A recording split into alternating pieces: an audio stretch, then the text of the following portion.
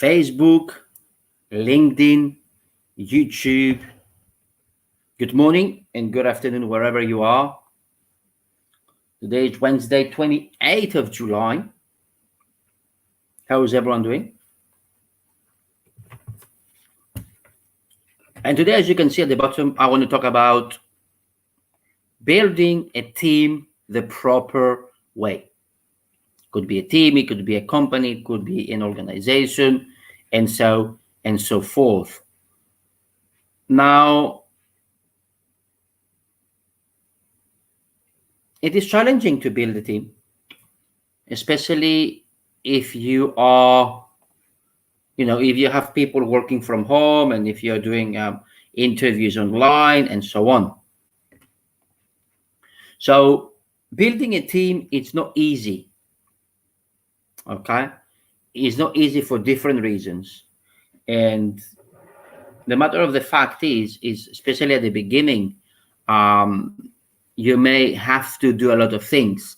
You may have to do marketing, finance, operations, project management, recruitment, interviewing, even sales. And those are challenges. So in this video today, I would like to share my tips with you, my suggestions with you on how to build a team or a company the proper way. So I will give it some time for people to come in.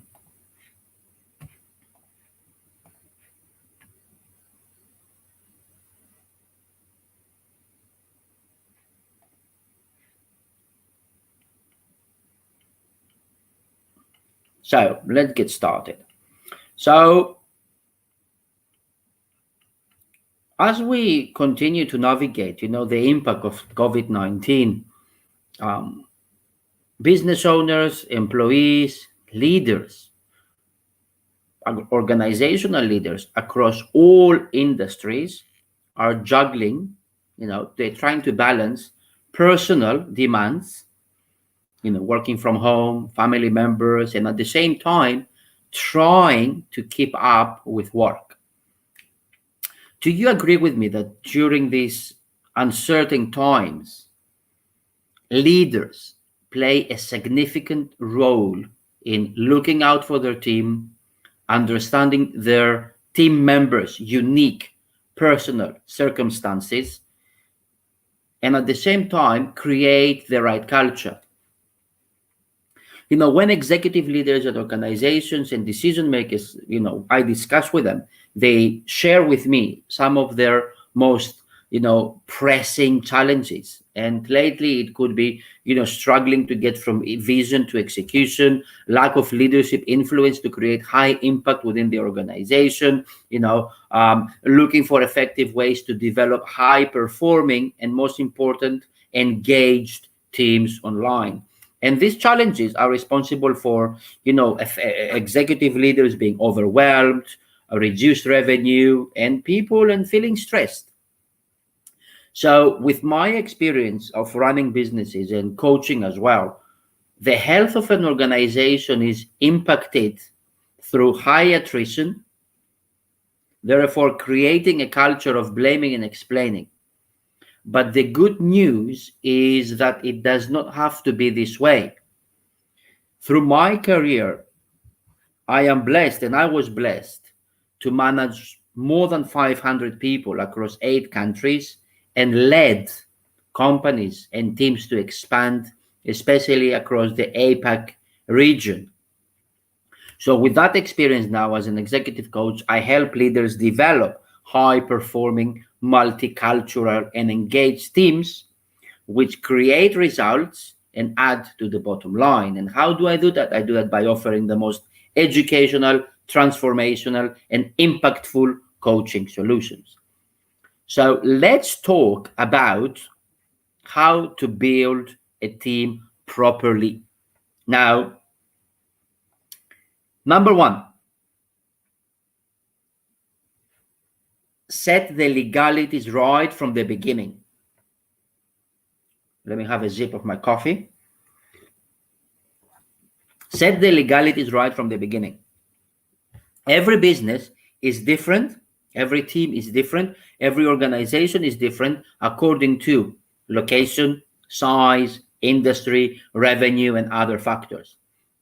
So since there is no one size fits all legal requirement when you're going to grow and when you develop a business, I highly recommend you to look for advice and consultation from experts before you start the hiring process. So number one, set the legalities right. The benefit of this is you will avoid potential issues in the future. You have peace of mind that you're doing the right thing. Therefore, you need to be, especially when when you hire people in Singapore, when you hire people or you interview people in Indonesia, in Malaysia, in Hong Kong, in the UK, in Australia, different labor laws and different, human resources, HR laws apply to different companies. Therefore, labor law compliance, licensing requirements, and other employment issues, set them right for the beginning. What if a contractor that you have doesn't complete their work? What do? What if you need them to sign a NDA or a non-compete agreement? How much will you own if you break a contract? Okay, so set the legal. If you're looking to develop a team or an organization, the first thing that you should do is you should set the legalities right from the beginning. Number two, the second most important thing for me is to have a clear vision of your team members' tasks and roles, And as your department, as your company, as your organization grows, what is your most valuable asset? Time. So just because you can complete a task, it doesn't mean that you should. So my advice, my suggestion to you is to conduct a time audit so you know how much time is spent on each task. That way, what you can do, you can then decide which tasks should be delegated, outsourced, automated, completely ignored, postponed, while at the same time you're focusing on what? On revenue generating activities. So once you do the time audit on yourself, and since you will have a clear view of these hours, it will also help you determine whether you will need a full-time employee, for example, or contractor to take on projects that require few hours and so on. And then after outlining those tasks and deciding who you're going to hire and so on, take time to think about your 1 year, 5 year, and 10-year vision. Where do you see your business growing? What are your revenue goals? How will your recruitment budget grow? How do you see your business or your department, your team growing? If you're employed and you're developing, maybe you're developing a company of the mother company in another country, like a BPO. So where do you see the business going? What are your revenue targets? And how will, for example, your recruitment budget grow? And once you said this, you then outlined SOPs, standard operating procedures, for each department. Even if you're only starting with one department, you need to have clear vision of what each member of the team should do. I remember it was a research by Gallup a couple of years ago, and I think number three, the third most important reason for employee turnover, it was the fact of unclear job scopes and tasks and expectations. So people don't know what to do. So if you create SOPs, standard operating procedures, this will force you to get organized before bringing new people on board. Because the worst thing that you can do is to bring people on board and not be organized. Number 3, what you should do next, my suggestion, you should develop a recruitment process that brings in great talent. One of the most challenging things about growing a company or a department is what? At least for me, is to find and to recruit good talent. So before you even think about the type of person that you would like to add to your team, think about whether or not your organization, your company, your department, is, one this person would like to work with. People want to work for companies that are purpose driven and have a great culture. So please take your time to define your mission, your vision, and your values. And I don't mean putting posters up on the wall with mission statements and vision statements. Position yourself. How can you ensure that your marketing efforts are aligned with the brand? By positioning.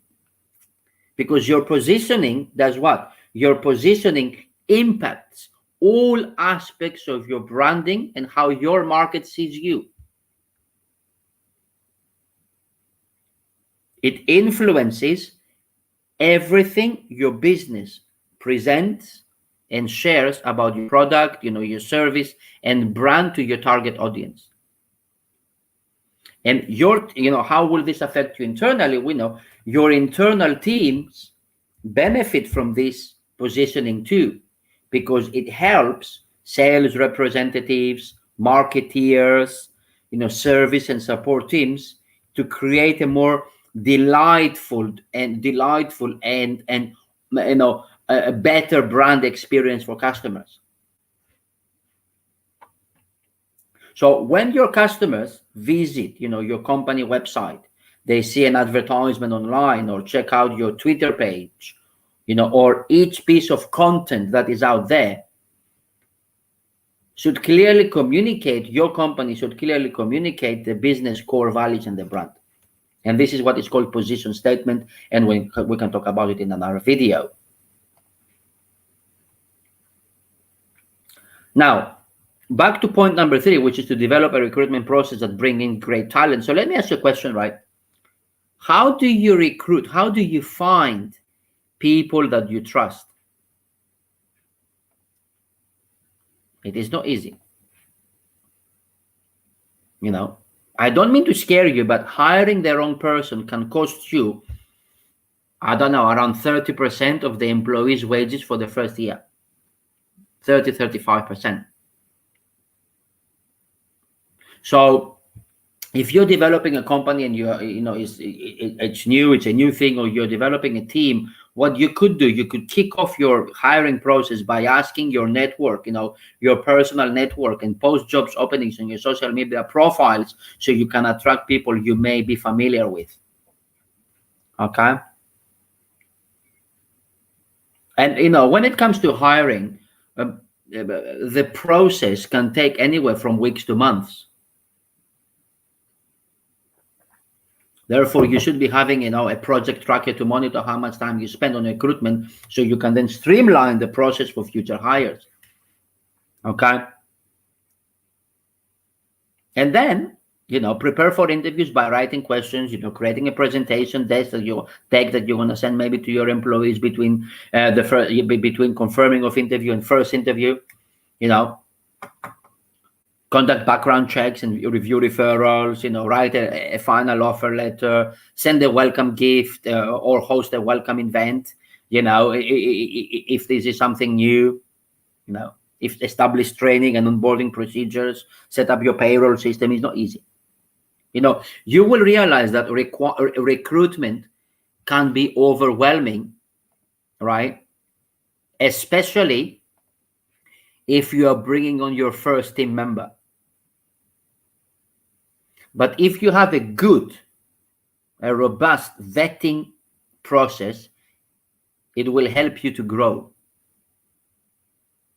So when it comes to recruitment, you know, develop a recruitment process that brings in great talent, get organized, create SOPs, and be selective about who you choose, and don't feel, don't hire the first person you interview unless, I don't mean don't hire them, don't be compelled, don't push yourself to hire the first person to interview because you want to hire somebody. The next step that you could do to help you develop your team or your company, number 4, is to have a clear procedure for engaging with your team. A lot of people right now, they work home, lockdown, especially in Asia. So a common, I would say, misconception is that all of your time goes into recruitment when you're building your team. Yes, but what? But you cannot forget to build relationships with team members you want to keep around long term. So set up regular one-on-one meetings with every member of your team. Obviously, based on your company size and team member role and so on, this may be weekly, monthly, or quarterly. Find a time and stick to it so your team members come to meetings prepared. So make really, keep your people engaged. Communicate. Make time to talk about the member's performance along with other company updates, have a casual chat. And then you can work with your team to figure out, maybe you have a group meeting to figure out how you will allocate tasks, and then how you will connect, how you will tie performance to metrics. Maybe if you have a head of sales, maybe you and your head of sales or a sales manager can agree to measure performance based on a certain number of leads, and we'll check this number on a monthly or quarterly basis. And the goal, with this example, the point is to be as clear as possible about your team members' roles and objectives. And then you can, throughout the process, you can also reevaluate your company culture and find great ways to engage with the team members outside of work. No, it doesn't matter how big or small is your business. You can still have social events and activities. And if you cannot do physical events, you can do something online. You can hold virtual happy hours, for your team. Maybe you can hire a trainer once a week, happy hour training, fit exercise. Or maybe you can have a live DJ. I don't know. You can chat, play trivia, spend time getting to know each other outside of work hours. Yes. And last but not least, hire me to help you stay on top of your goals or to coach you. Developing a business, business ownership or team building is an exciting venture. But for many people, it can be stressful, And as I said before, during the COVID pandemic, when I talk to business owners, to executives, they are scared. They said that their business or department health was at risk. A coach, for example, how can a coach can help you? A coach can help you, guiding you mentally, emotionally, and practically, and at the same time working with you to create a strategic plan, for example, around unexpected roadblocks, or to help you increase your leadership presence, or to help you engage teams. For example, in my coaching practice, I have 20 coaching solutions. I will share with some of you.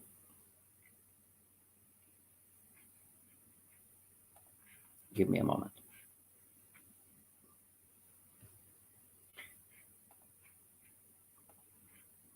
So here you are.